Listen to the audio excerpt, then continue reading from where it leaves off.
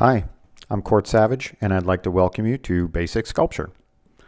To get this course rolling, one of the things you might be thinking to yourself is, well, how do we define sculpture? I'll be honest, I don't know. So rather than trying to define it, maybe it would be more useful to begin with some simple, but I think amazing observations to consider about sculpture. Observation number 1. Sculpture has occurred on every continent on our planet. North America, South America, Europe, Africa, Asia, Australia. So basically, it happens everywhere, including Davidson, North Carolina. But not so much Antarctica. That's the land of ice and granite at the bottom of the planet. You'll just have to talk to the penguins about why no sculpture there. But maybe Antarctica's already beautiful enough. Observation number 2. Sculpture has been happening throughout time. Here's the oldest known sculpture, a Lion Man figurine found in a cave in Germany. There's likely older sculptures. They just haven't been found yet, or they might have been made of perishable material like wood. But we'll come back to the question about materials later.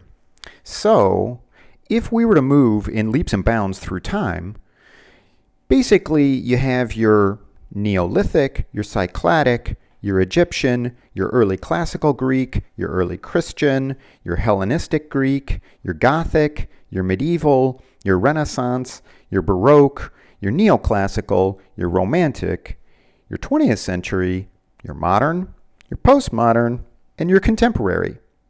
And that's just if you approach it from Western Europe and the United States. But if you resided elsewhere on the planet, it might look like this.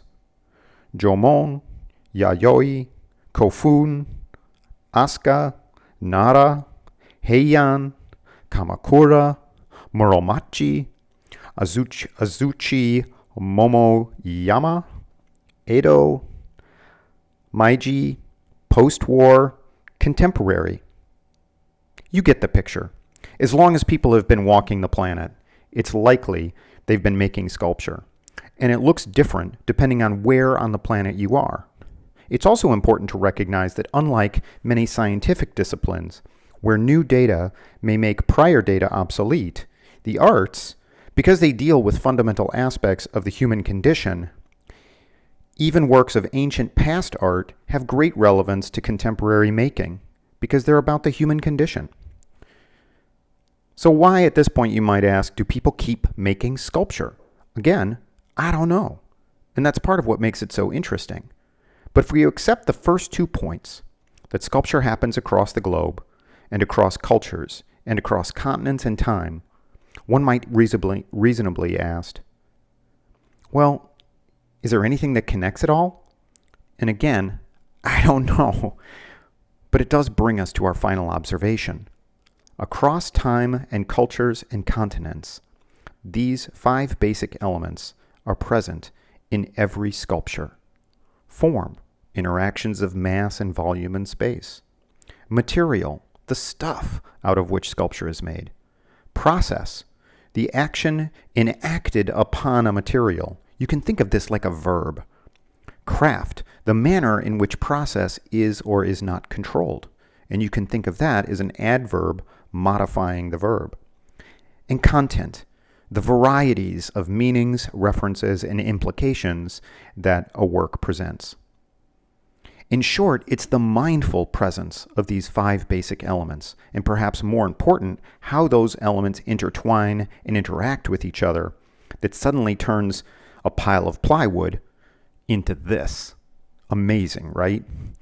But you may be thinking to yourself when you look at this, but wait, I don't have the skills to carve a piece of marble, or I don't have a clue about how to weld, or I know nothing about casting monumental bronze sculptures.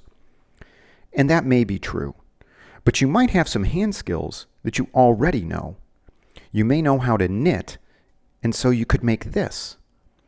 Or maybe you already know how to braid, and you could make something like this. Or maybe you could just mindfully organize all the junk in a scattered parking lot and turn it into this. Maybe you can wrap wire around old nails and make this. Oh, wait, that's a sculpture I made when I was just 18, so don't pay too close attention. Basically, what I'm suggesting is this.